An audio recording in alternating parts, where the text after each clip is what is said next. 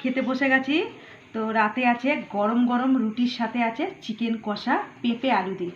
তো তোমরা কে কে পেঁপে আলু দিয়ে চিকেন কষা খেতে ভালোবাসো অবশ্যই কমেন্ট করে জানাবে বন্ধুরা। রুটি দিয়ে মাংস কষা খেতে দারুণ লাগে।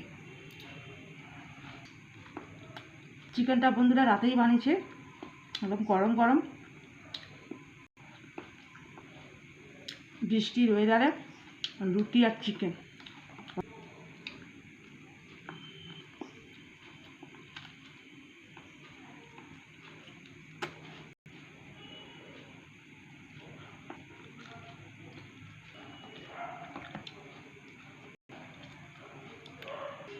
পেঁপেটা একদম গলে গেছে দেখো।